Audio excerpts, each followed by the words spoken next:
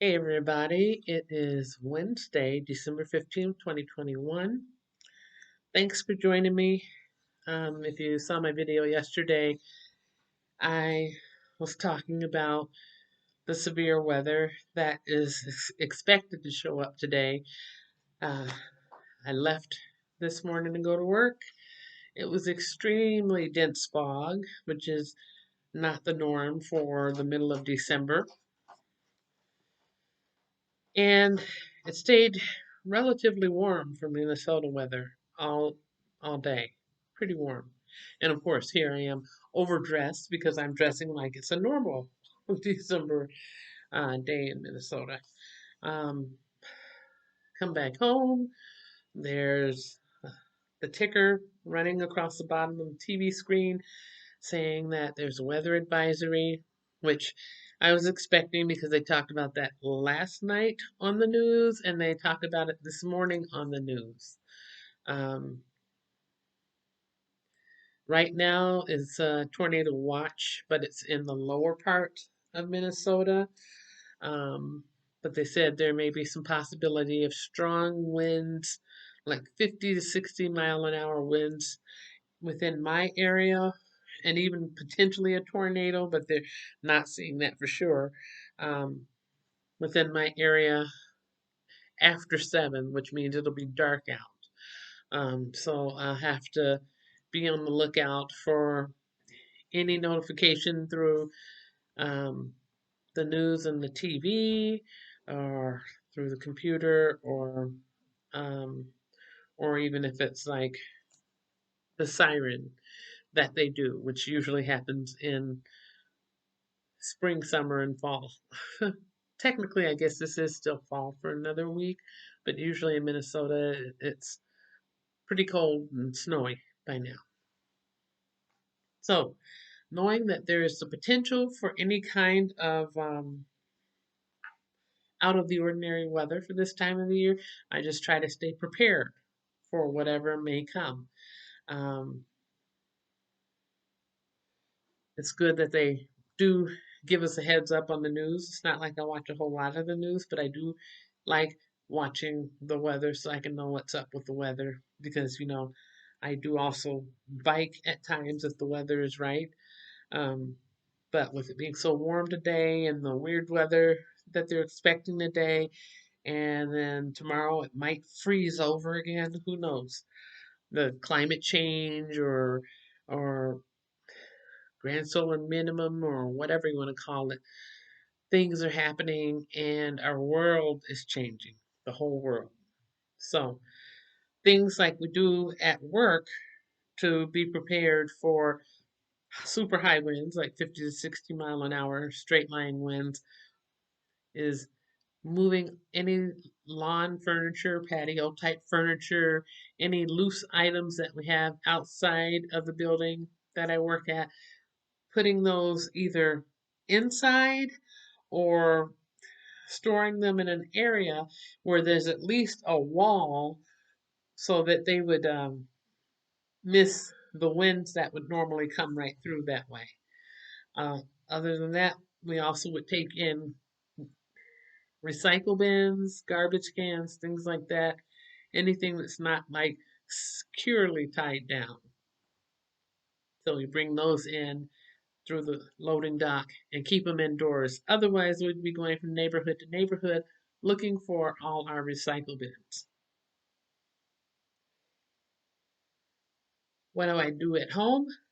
Some jobs have those generators, so if something happens and the power goes off for the whole building, it'd be a few seconds and boom, those large generators that are on the outside of the building, the big bulky things, will come on and give some general amount of light. I don't know if they give light in each apartment unit or office space, but I do know they light the hallways in those places.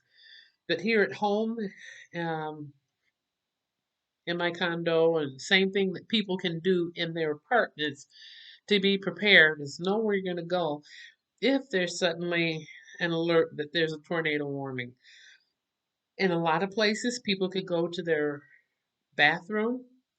Um, Bathroom is a good place because the plumbing is really secure and strong in there.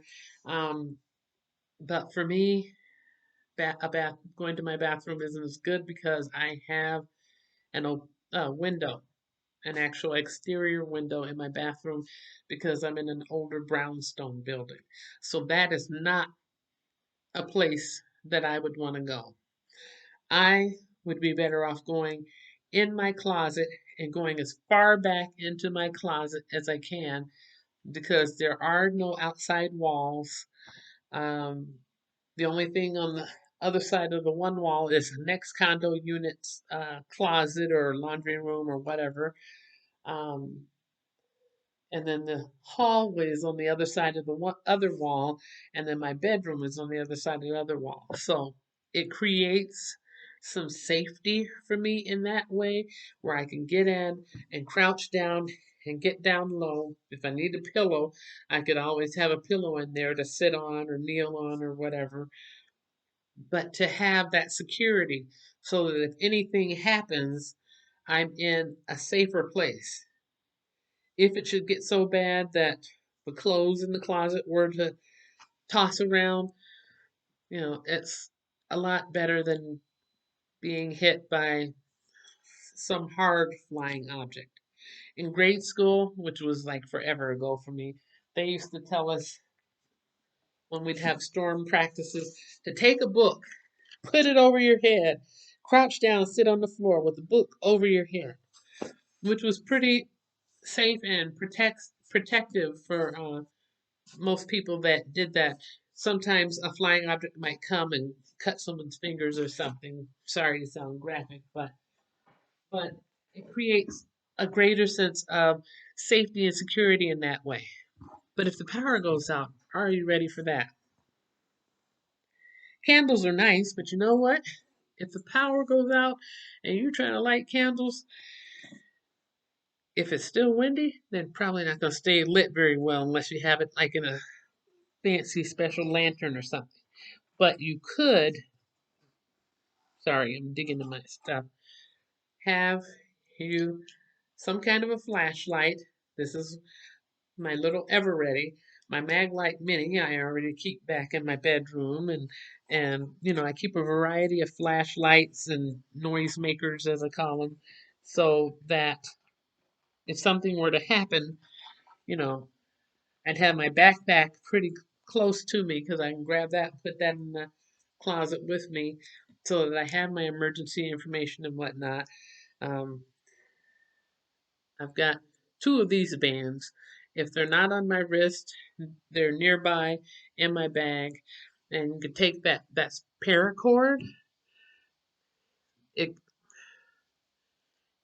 it looks like a lovely bracelet, but if you pull at the right spot, the whole thing comes apart, and it looks like a gigantic shoelace, and can be used for several prepper type things. So, or tactical type things. It's a very good item to have. And of course, I have my handy dandy lunchbox, which isn't filled with lunch. It's not filled with dinner. What does it have? My Dr. Prepare power supply. Yes, it's small enough to fit in the lunchbox. Small but mighty is what I like to call it. And no, I'm not getting paid by Dr. Prepare or the other company that I have a power charger from. I just think it's a good idea to have these sorts of things in case you need it. And you can have to check and make sure that it's charged up. I may have to use the other one because I don't think this one is charged up. I'll have to use my other one. Oh, it is charged up. See, you can see the battery is all the way full. The lights work on it, which it does a variety of lights. As you can see against my shirt, the strobe lights and all of that. It's very handy. And it'll tell you how much of the DC wattage you're using, or if you're using the USB port right there. We got two USB ports and one USB port. We have this right here, which is for the regular AC and then you have 12-volt output and input. It's a very, very helpful thing to have. And it will run for 7 hours overnight for like a nebulizer, uh, CPAP, BiPAP, those types of machines. I have tried it out and it stands true. It stays strong in the test and it's not super spendy, which is right up my alley because I don't have tons of money for getting the more expensive brands.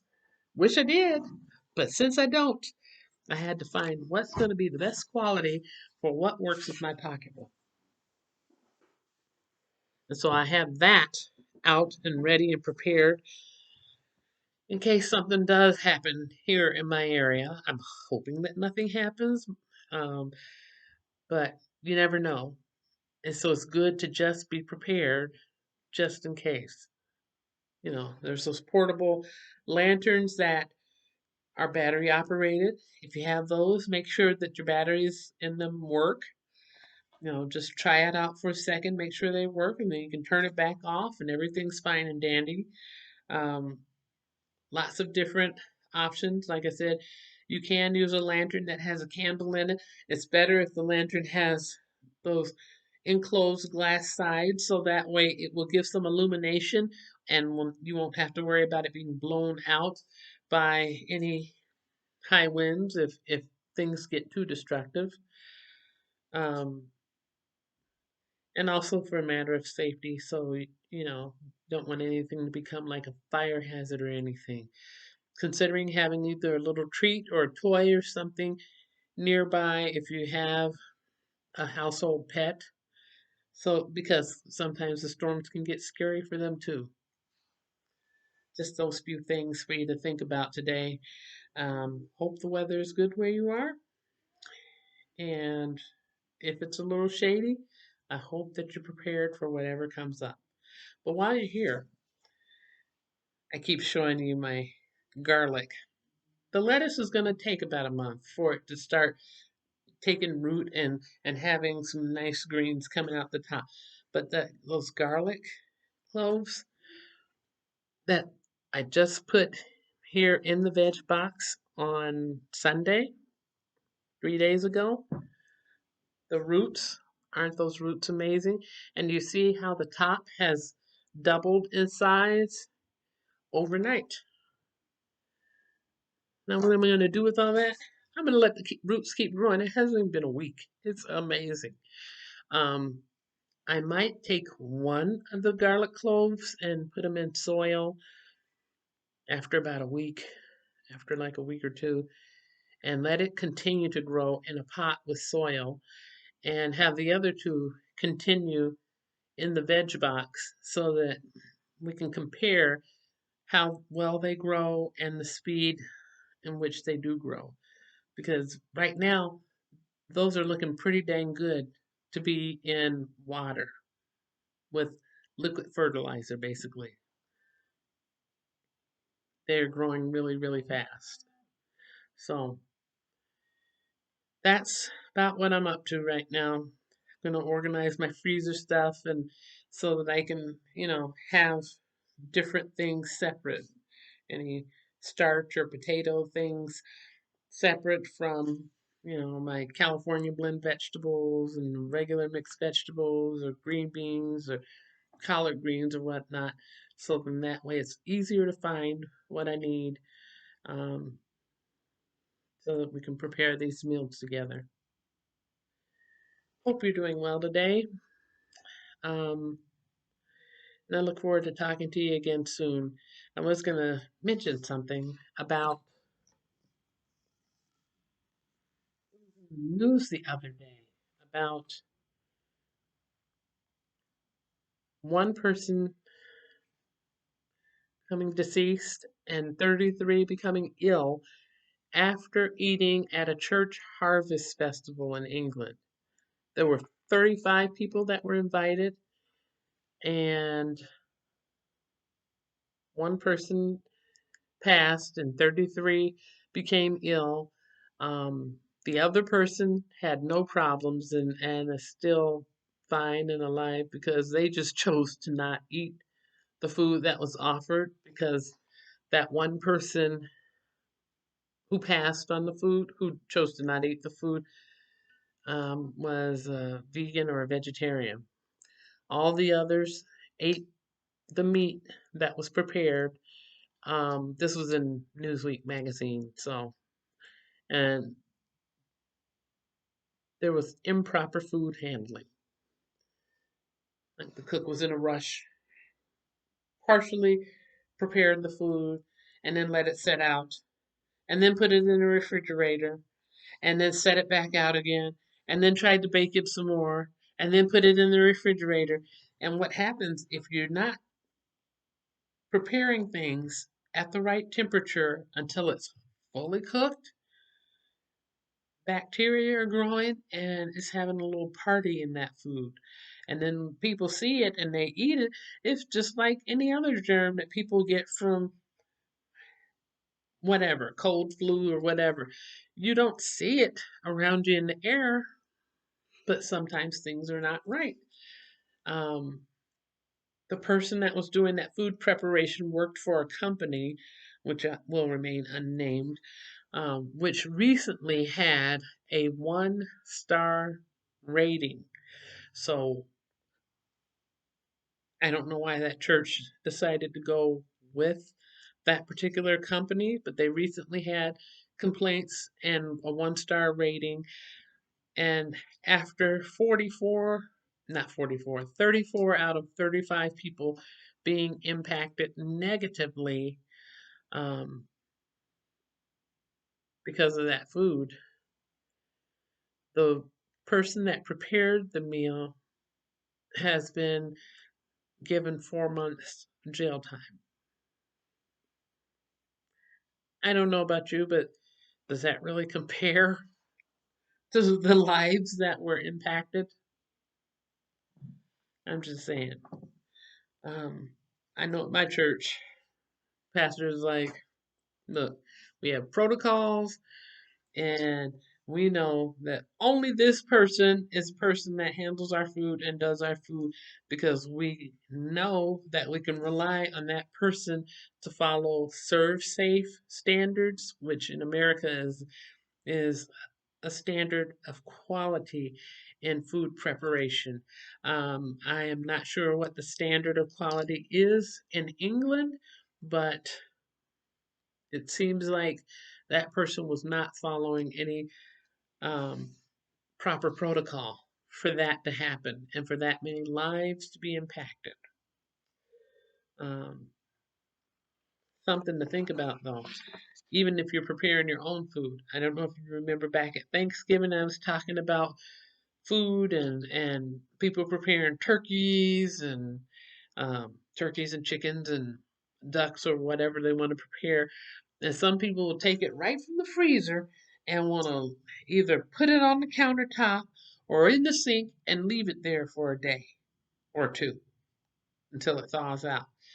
And that is not really a proper protocol.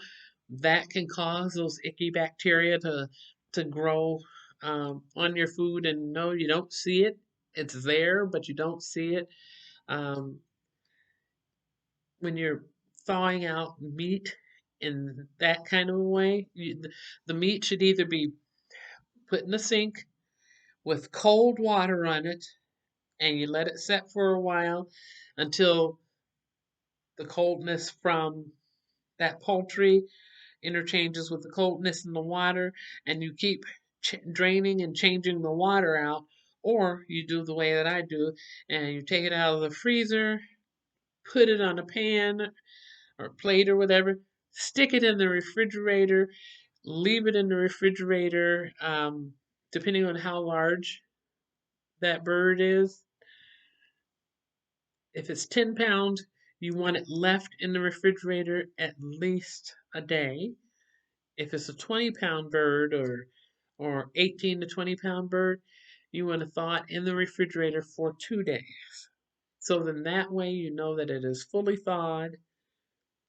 And then of course you make sure you take the neck out and the giblets and the other stuff out of the other end of the bird so that you're not cooking a special surprise thinking that everything is fine because the outside of it looks done and the inside still has something that shouldn't be in there at that point.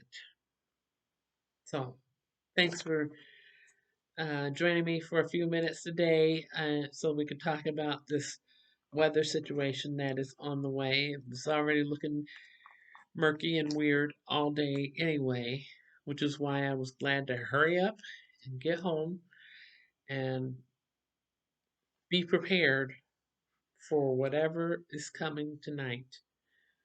So, you take care, and I will talk to you again very soon.